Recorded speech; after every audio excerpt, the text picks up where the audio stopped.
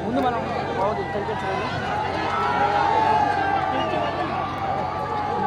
పువ్వులు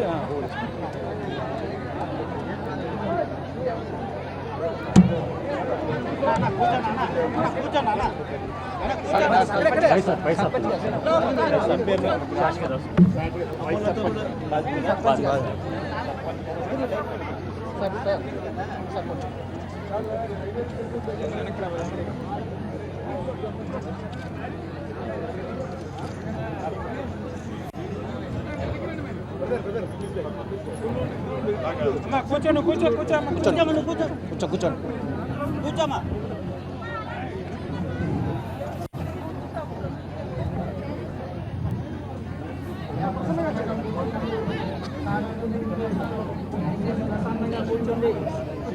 దగ్గరికి వచ్చాడు దగ్గరికి వచ్చాడు సర్పంచ్ దగ్గర ఫ్యామిలీ సార్ లేకండి సార్ అన్న కొంచెం వెనక్కి జరగండి అన్న కొంచెం మీరు అన్న కొంచెం వెనక్కి జరగండి కొంచెం వెనక్కి జరగండి కొంచెం వెనక్కి రండి.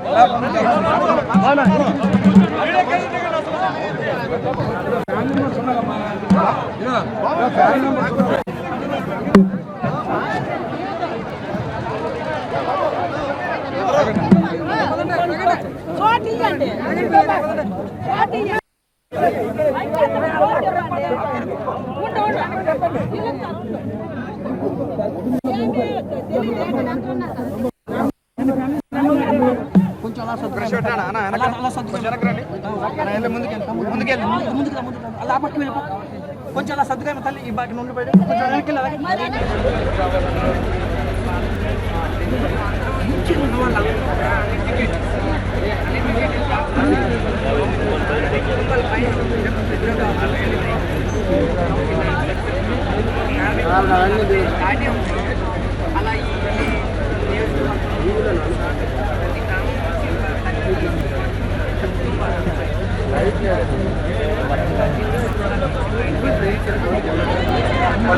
సార్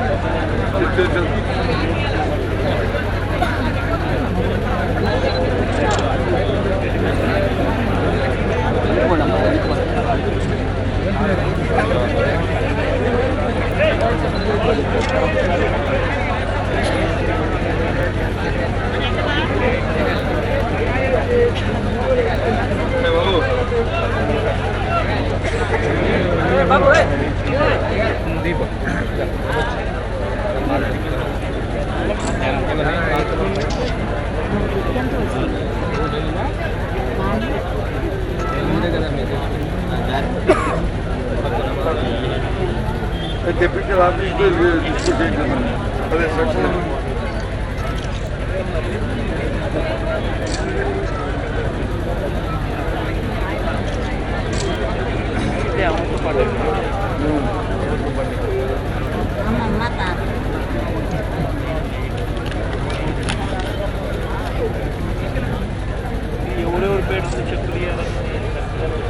వచ్చాయి సార్ మీ లెటర్స్ ఉన్నాయి సార్ లిస్ట్ మీ గవర్నమెంట్ ఇచ్చింది సార్ ఇది రెవెన్యూ డిపార్ట్మెంట్ నుంచి చెక్కులు వచ్చినట్టు మీకు అందరికి బాగానే ఉంటుంది యాక్షన్ పెట్టుకుంటే కదా రీజనబుల్గానే ఉంటాయి కదా కరెక్ట్గా తప్పుడే జరగలేదు కదా కరెక్ట్గానే ఉంటాయి కదా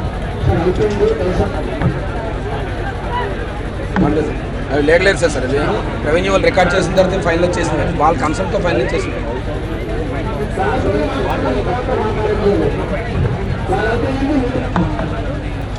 కరెక్ట్గా మీరు అంతసేపు మీతో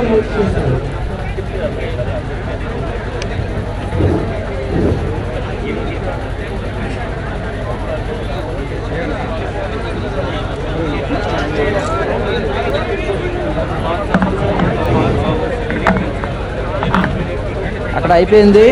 సార్ బయటకు వస్తారు, మీతో మాట్లాడతారు.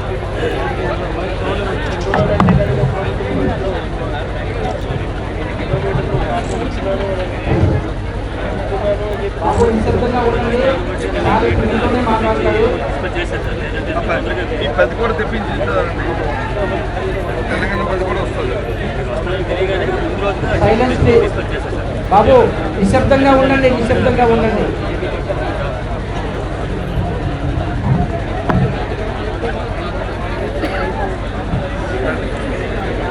ఎంతసేపు ఓపిక పట్టారు? మరి కొద్ది క్షణాలు ఓపిక పట్టండి, మరి కొద్ది క్షణాలు ఓపిక పట్టండి. ఎంతసేపు ఎంతో శ్రమతో ఉన్నారు చదువులైనా, మరి కొద్దిసేపు ఓపిక పట్టండి సాగు.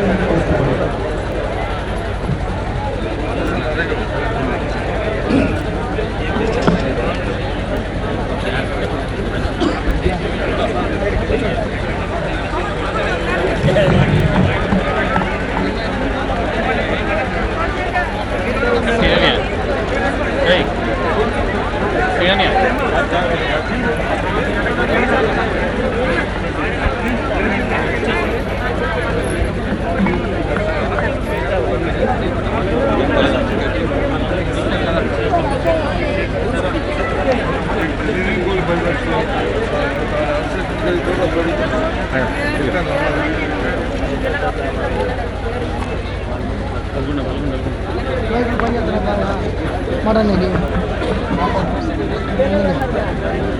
ఎలా పని చేస్తున్నా బాబు? 5 సంవత్సరాలు పెంచమ్మా.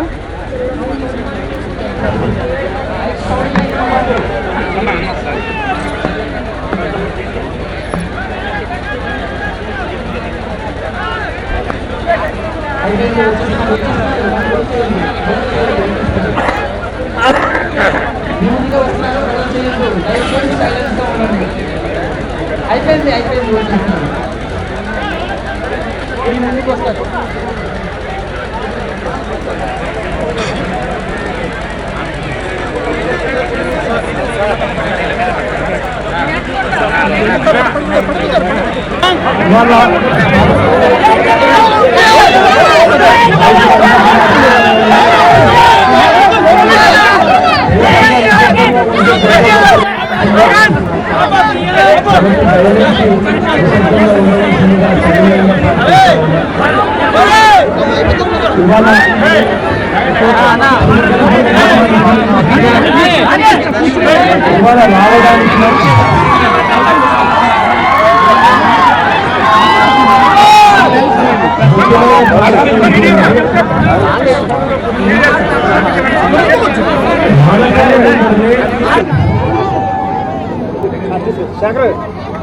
బిల్డింగ్ కూలి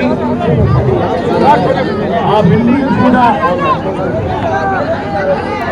అనుమతులు లేకుండా అనుమతులను మించిపోయి కట్టడం వల్ల బిల్డింగులు కూలి ఆ బిల్డింగులు కూడడం వల్ల పనిచేస్తా ఉన్న ఆ అక్క చెల్లెమ్మలకు ఆ అన్నదమ్ములు చనిపోయిన పరిస్థితుల మధ్య ఇవాళ ఈ గ్రామానికి రావడం జరిగింది. ఆ రోజే ఇన్సిడెంట్ జరిగిన రోజు నేను రొంపచోడవరంలో ఈస్ట్ గోదావరి జిల్లా పర్యటనలో ఉంది. ఆ రోజు అందుకనే రాలేకపోయా, వెంటనే స్పాట్ వెళ్ళలేకపోయా. కానీ ఇవాళ ఇక్కడికి రావడానికి ముఖ్య ఉద్దేశం ఈ ప్రభుత్వాల మీద ఒత్తిడి తీసుకుని వచ్చి వీళ్ళకు మేలు జరగాలి అనే ఉద్దేశంతోనే రావడం జరిగింది. ఇక్కడికి వచ్చినప్పుడు ఇక్కడ తెలుసుకున్న విషయాలు ఏమిటి అంటే,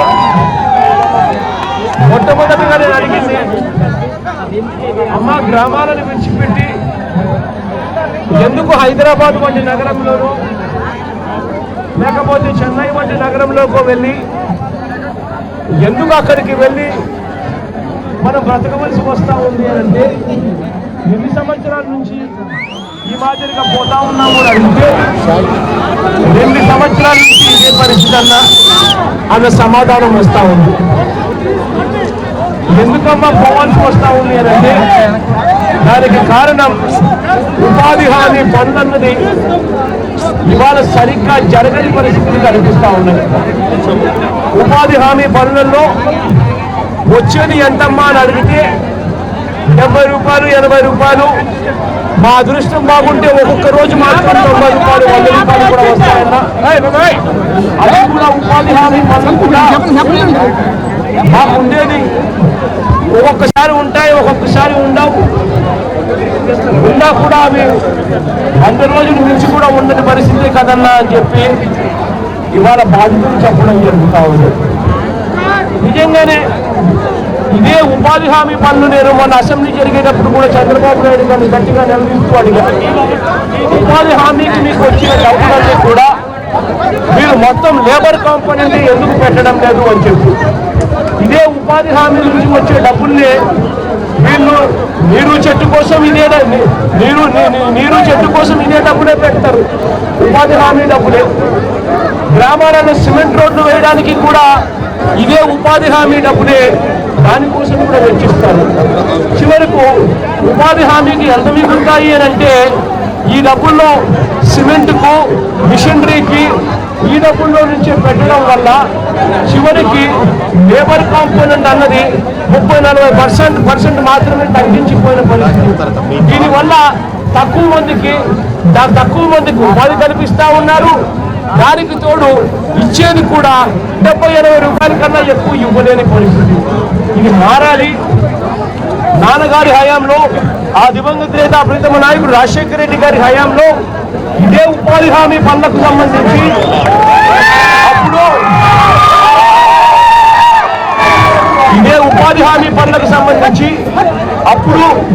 98% లేబర్ కాంపోనెంట్ పెట్టేది. అంటే వచ్చిన ప్రతి రూపాయి కూడా లేబర్కే వెళ్ళేటట్టుగా చూసేవాళ్ళు. అక్కడ పనిచేసే వాళ్ళకు అందరికన్నా ఎక్కువ డబ్బు ఎలా ఇప్పించాలి అని చెప్పి ఆలోచన చేసేవాళ్ళు. అందరికన్నా ఎక్కువ రోజులు పనులు ఎలా ఇప్పించాలి అని చెప్పి ఆలోచన చేసేవాళ్ళు.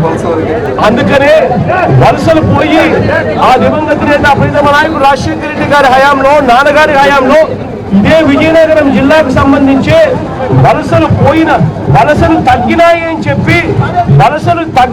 చెప్పి ఏకంగా విజయనగరం జిల్లా రాష్ట్రపతి దగ్గరికి పోయి అవార్డు కూడా తీసుకున్నారు. వరుసగా 2 సార్లు తీసుకున్నారు.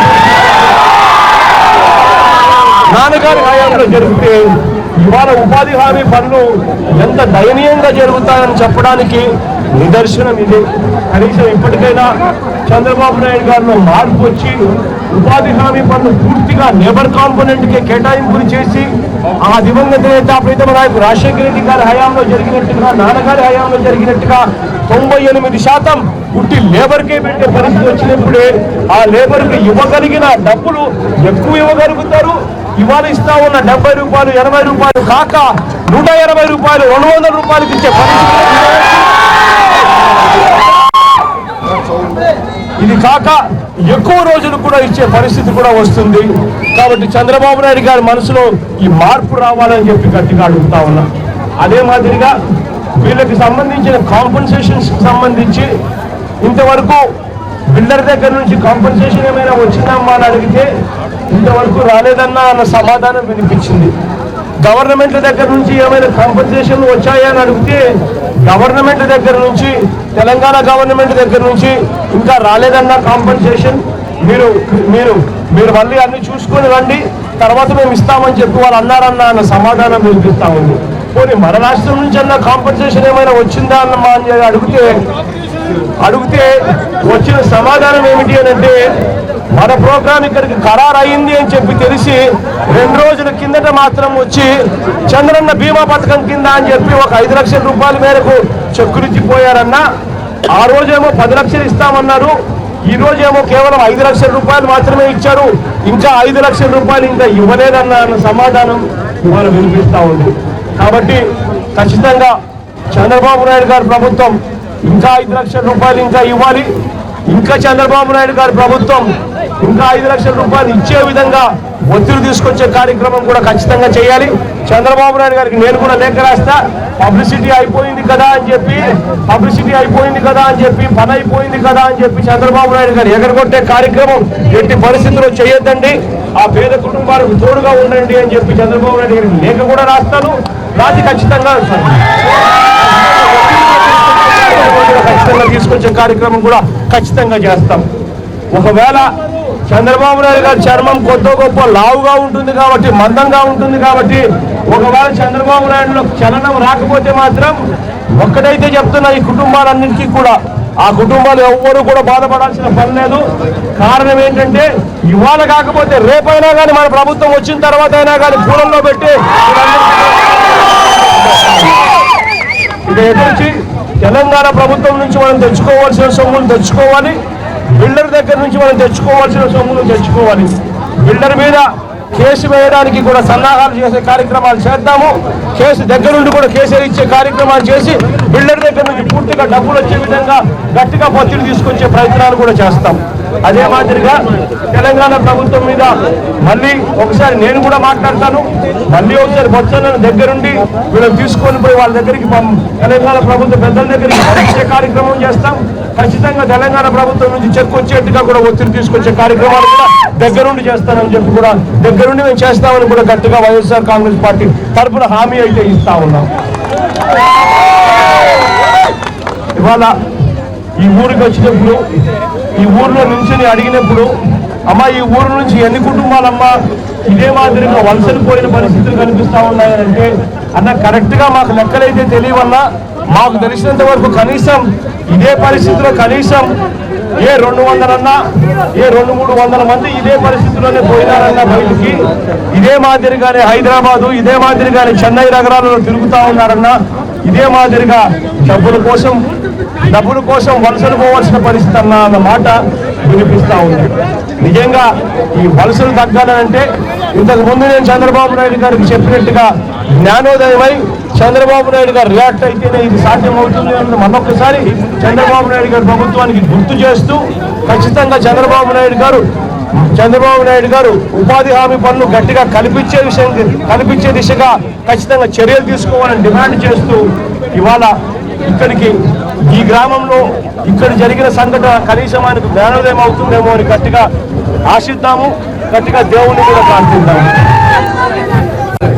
ఇవాళ మనసు నిండా బాధ ఉన్నా కూడా చిక్కటి చిరునవ్వులతోనే ఇంతటి ఆత్మీయతను, ఇంతటి ప్రేమానురాగాన్ని చూపిస్తూ గ్రామం అంతా వచ్చి నడి రోడ్డు మీదకి వచ్చి నిలబడి ఇంతటి ఆత్మీయతను పంచిపెడతా ఉన్నందుకు ప్రతి అక్క, ప్రతి చెల్లెమ్మకు, ప్రతి అవ్వ, ప్రతి తాతకు, ప్రతి సోదరుడికి, ప్రతి స్నేహితుడికి మీ అందరి ప్రేమానురాగాలకు, ఆప్యాయతలకు చేతులు జోడించి శిరస్సు వంచి పేరు పేరున